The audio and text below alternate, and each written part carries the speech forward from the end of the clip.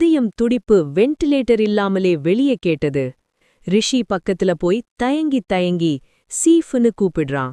ரிஷி லேசா தன்ன தலைய திரும்ப, துகில் பயந்தபடியே, சீஃப், நாம உடனே இந்தியா போகணும்.